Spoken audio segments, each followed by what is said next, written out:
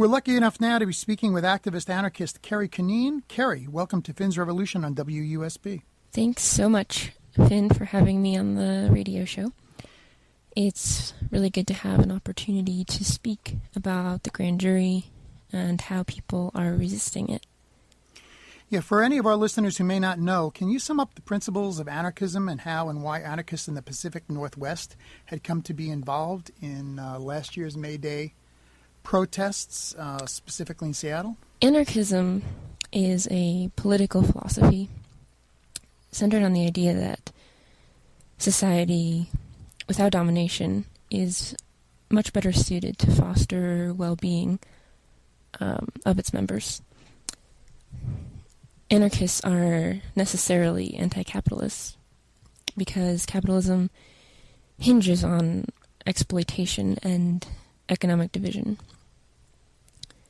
We also oppose the concentration of power that we refer to as the state.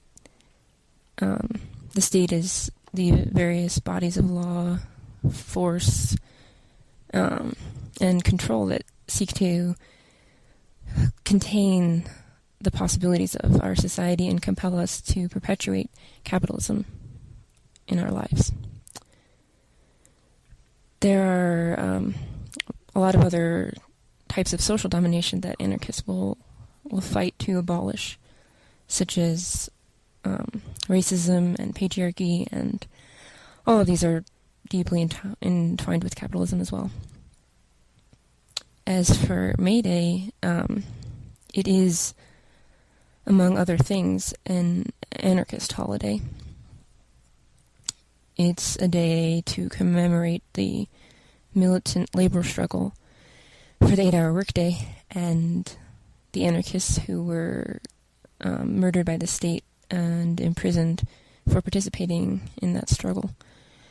The story is that in Chicago, where the labor struggle was particularly militant, the police, shortly after May 1st, opened fire on a picket line and killed some of the picketers. And the following day, there was a demonstration called, and a bomb was thrown at the police line and killed an officer and wounded some others. And subsequently, the state tried 8 anarchists for murder, and regardless of whether or not they were at that demonstration, all 8 were sentenced to either death or life in prison. So we take May Day as a chance to remember these militant struggles and to inspire us to keep fighting. Fighting the state that wants us to be submissive or to be dead. And every year, in a lot of cities all over, there are demonstrations and festivities. And in Seattle, there was a call out for anarchists to come together and have a really big anti-capitalist march. So a lot of people answered the call and showed up in Seattle that day. KERRY, can you tell us what you can about what the May Day protests last year were all about?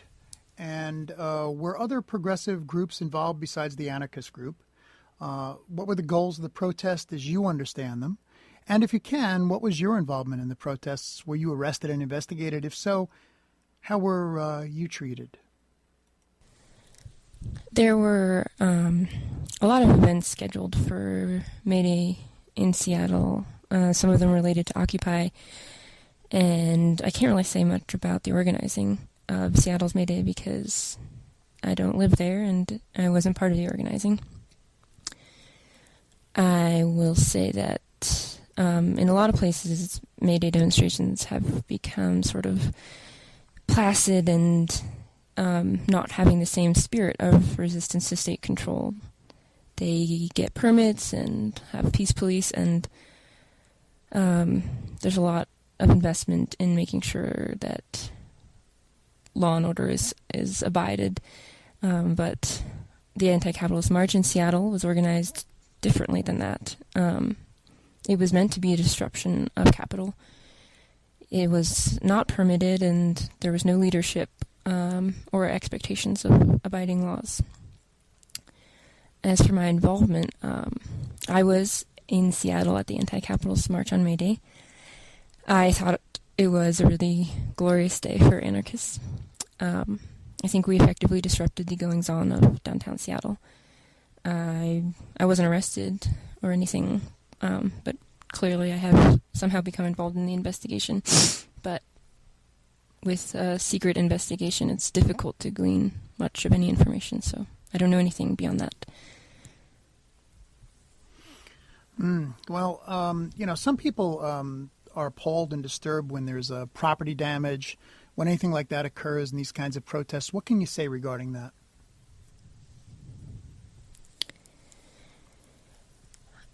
I would say that property destruction is an important tactic in the fight against capitalism. I think it does a number of things that further the struggle against domination. For one, it solidifies or reminds us that the powers we fight are not abstract and insurmountable. They are vulnerable to attack.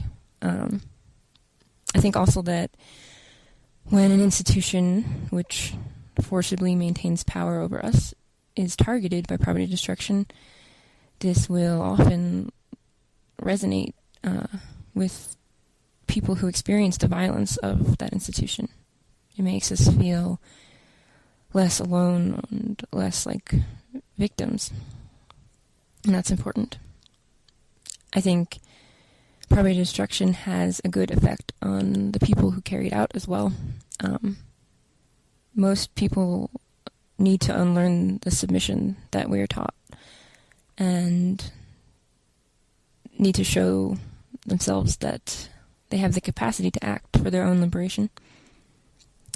I think that when people burn cop cars or break windows or blockade a road, they're demonstrating to themselves that there's a magnitude to their ability to resist. And I also think that the economic damage of property destruction can sometimes have an effect on the state or capital. It's not as though breaking windows is an end goal, but it is a tactic that people shouldn't just thoughtlessly cast aside as if it were the introduction of violence into the fight against the state, instead of what it is, which is a response to endless state-sponsored violence.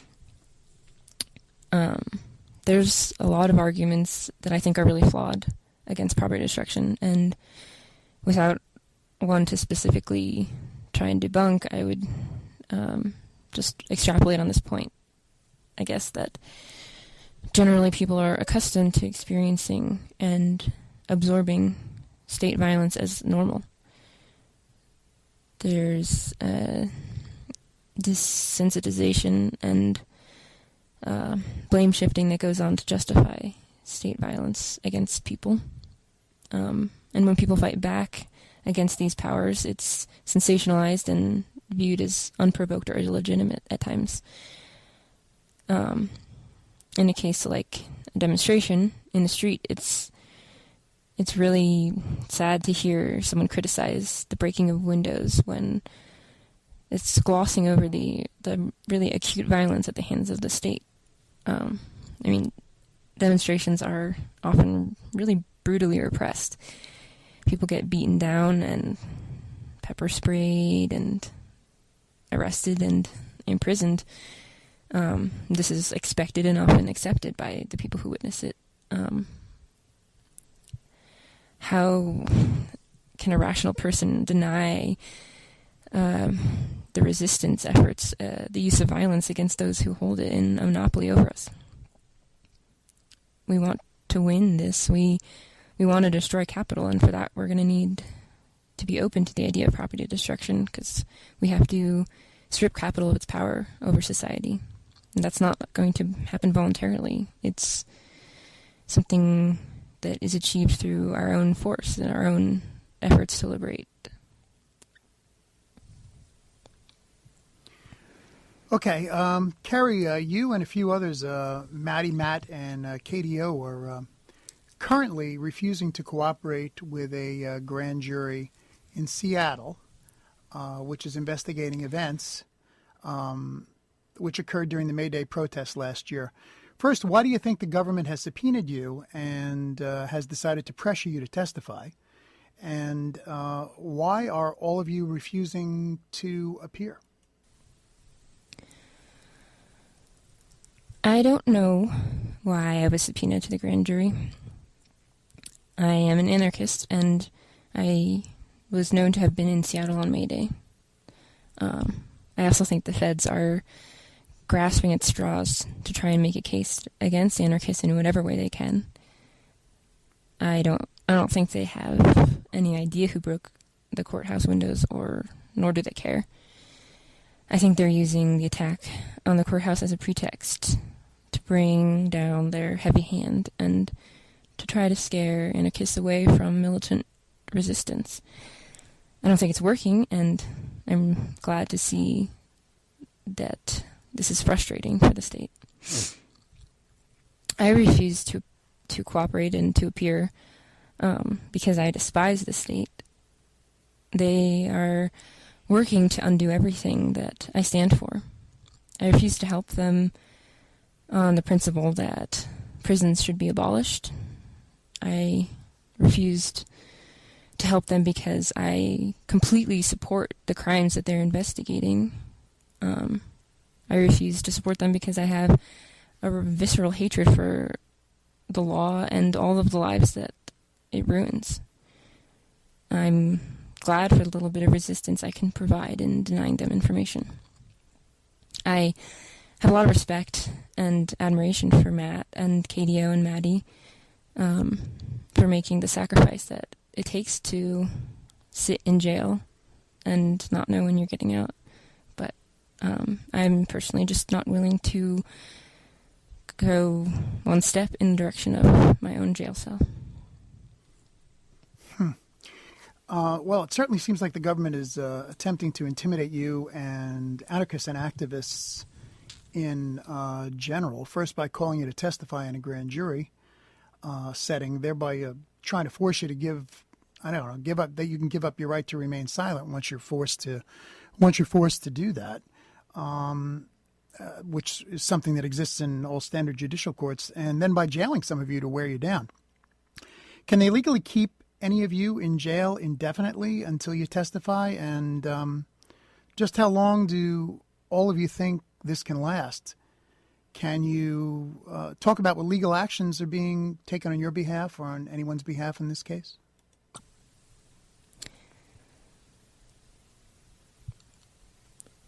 So the state has the power to do a lot of things, whether they're legal or not. Legally, though, I believe that people can be held in civil contempt for not testifying for a period of 18 months or whenever the grand jury ends, whichever comes first. This grand jury is slated to end in March of 2014. So there may be a lot of people in jail for a long time over this investigation. There are not, to my knowledge, any legal actions being taken on behalf of myself. I don't need any legal support right now unless I'm arrested. It doesn't really seem like there's much that lawyers can do for people who are subpoenaed. The attempts that have been made to get the subpoenas thrown out have basically been laughed out of the courts. The prosecutors are going to do whatever they can to turn people against their principles. I don't really see this working with anarchists. Kerry, where can listeners find out more about all of this, and what can they do to get more involved and help out if they're interested, or at least get more information? What sites? So, if people want to help out and get involved, the support group for the folks who have been subpoenaed has a website.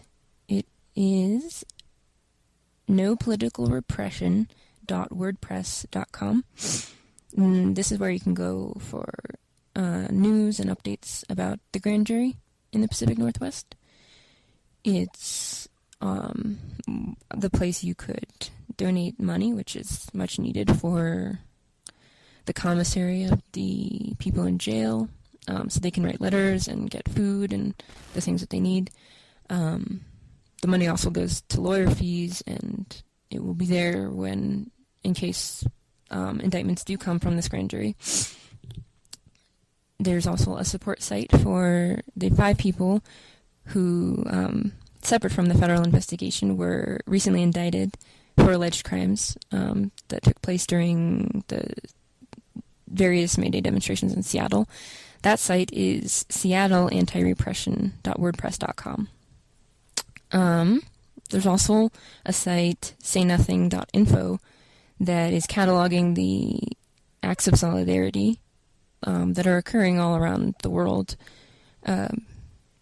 in solidarity with those resisting this grand jury against anarchists.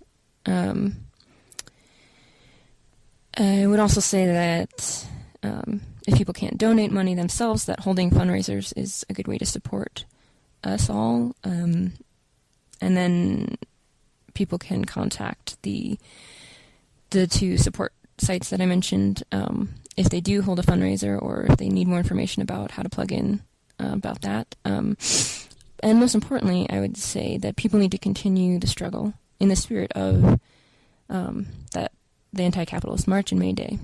People need to attack, and whatever way works for them, people need to fight the institutions that hold us down. We all are really inspired by resistance, and it helps those of us facing repression know that we don't struggle alone. KERRY CUNNEEN, we shall be following this case very, very closely and keeping our listeners updated. Once again, nopoliticalrepression.wordpress.com. KERRY, please stay in touch and keep us posted. It's been an honor to speak with you on WUSB Stony Brook. Best of luck to you, and keep up the good fight. Thanks again for having me on the show.